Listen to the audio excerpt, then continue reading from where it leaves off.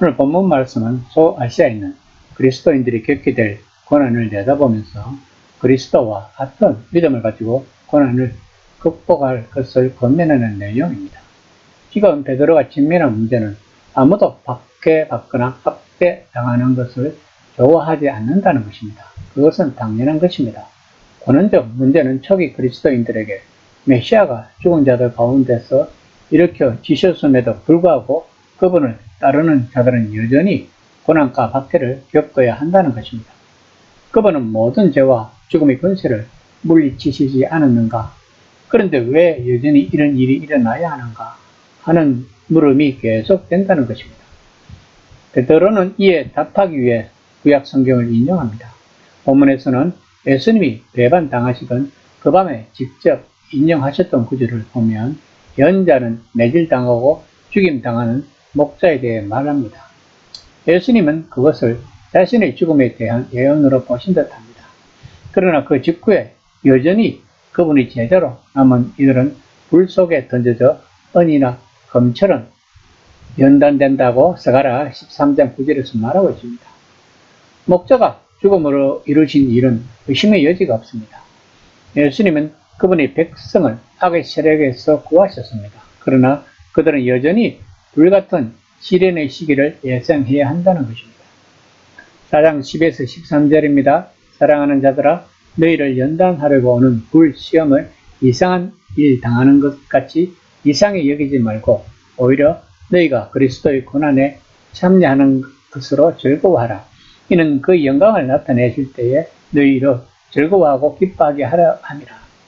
이 서신이 기록될 때 60년쯤 기독교 박해가 다소 완화되고 부분적으로 행해졌지만 연차 로마 제국 전 지역으로 확대되면서 본격적으로 그 정도가 심하게 되었다고 합니다.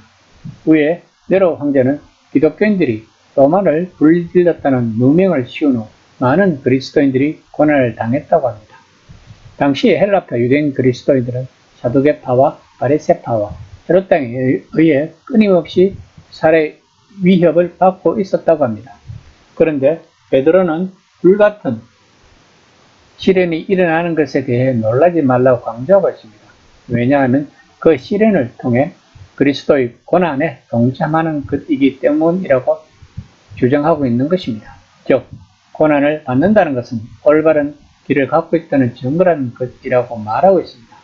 그러므로 그들은 여전히 불같은 시련의 시기를 예상해야 한다는 것입니다. 그것은 이상한 게 아닙니다. 성경이 예언한 것입니다. 박해는 즐거운 일이 아닙니다. 그러나 그런 일이 일어날 때 여러분은 그것을 상황을 완전히 변화시킬 올바른 길을 위하여 있는 도로 표지판으로 볼 수 있다는 것입니다. 4장 14에서 15절입니다. 너희가 그리스도 이름으로 치욕을 당하면 복 있는 자로다. 영광의 영 곧 하나님의 영이 너희 위에 계심이라. 너희 중에 누구든지 살인이나 도둑질이나 악행이나 남의 일을 간섭하는 자로 고난을 받지 말려니와. 본문이 오늘 말씀의 핵심입니다. 즉 메시아의 이름 때문에 모욕을 당하면 여러분께 하나님의 복이 있다고 베드로는 말하고 있는 것입니다. 그 이유는 영광의 영, 곧 하나님의 영께서 여러분 위에 머무시기 때문이라고 강조하고 있습니다. 박해자들은 여러분의 메시아로 알려진 예수께 속겠다는 이유로 여러분을 비난한다는 것입니다. 그러나 예수라는 이름을 부르고 그분께 왕의 이름을 부여한다는 것은 예수님 자신에게 모든 위엄과 영광을 돌릴 수 있는 것이며 또한 이를 통해 박해자들이 여러분에게 내리기 원하는 저주가 오히려 축복으로 변한다는 것입니다. 그러면서 베드로는 고난과 비방을 당할 때 나타날 수 있는 인간의 본성에 대해 구체적인 예를 들면서 이야기하고 있습니다. 즉 그리스도인들은 어떤 시련이나 고난이 찾아온다고 할지라도 그들을 비방하거나 범법자로 정죄하려는 자들에게 약점이나 구실을 주어서는 안 된다는 것입니다. 4장 16에서 17절입니다. 만일 그리스도인으로 고난을 받으면 부끄러워하지 말고 도리어 그 이름으로 하나님께 영광을 돌리라. 하나님의 집에서 심판을 시작할 때가 되었나니 만일 우리가 먼저 하면 하나님의 복음을 순종하지 아니하는 자들의 그 마지막은 어떠하며 그리스도인들이 예수로 인하여 박해를 하는 자들이 원하는 저주가 오히려 축복이 되는 것은 사도행전에서 사도들이 알게 되었듯이 그것은 메시아의 이름이 붙는 엄청난 특권입니다. 그것은 당신도 왕족에 속한 사람으로 알려진다는 의미란 것입니다. 그러나 그보다 더한 것은 그 이름 자체에 능력이 있다는 것이고 성전 건축의 책임자이신 메시아가 그분의 영광스러운 영으로 오셔서 당신들 가운데 거하신다는 것입니다. 베드로는 하나님께 그 찬란한 이름이 합당한 영광을 돌리라고 말하고 있는 것입니다. 이것이 바로 약속입니다. 다시 한번 베드로는 일어나는 모든 일을 아직 오지 않는 마지막 심판의 눈높이에서 보아야 함을 상기시키고 있는 것입니다. 결과는 의심할 여지가 없다는 것입니다. 예수님이 자신의 신실한 백성의 무죄를 입증하신다는 것입니다.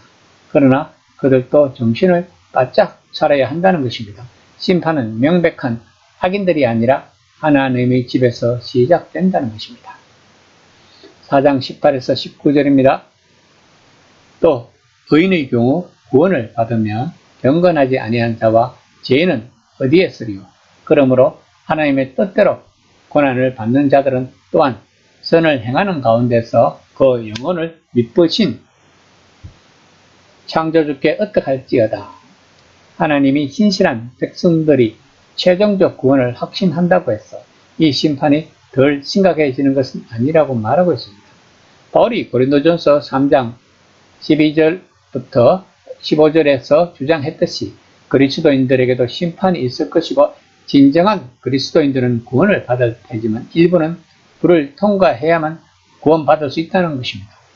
베드로는 본문에서 그것을 훨씬 더 강력하게 말하고 있는 것입니다. 즉 어려운 사람이 가까울수록 구원받는다는 것입니다. 가장 거룩하고 가장 사랑이 많은 사람도 하나님 보시기에 여전히 구원이 필요한 사람이며 여전히 죄에서 자유롭지 않은 사람이란 것입니다. 즉 예수님을 통해 보여주신 은혜와 자비 없이는 구원받을 수 없는 사람이란 것입니다.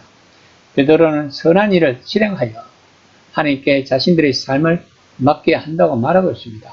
이는 단지 규범을 지키고 깨끗하게 살고 문제를 일으키지 않는 것을 의미하지 않습니다. 선한 일을 하는 것이란 그보다 훨씬 적극적인 것입니다. 그것은 공동체 안에서, 가족 안에서 또 우리가 거리에서 만나는 사람들에게 새로운 선, 새로운 사랑, 새로운 친절, 새로운 지혜를 실천하는 것을 의미한다는 것입니다. 이것이 바로 그리스도인들이 하나님을 신뢰하면 나타나는 선한 일인 것입니다. 우리가 하나님을 신뢰하면 고난을 맞닥뜨린다 해도 저는 당신의 영광을 위해 계속 선한 일을 하는 사람이 될 것입니다. 라고 고백할 수 있을 것입니다. 하나님을 신뢰한다는 것이 바로 기독교 신앙생활의 핵심인 것입니다.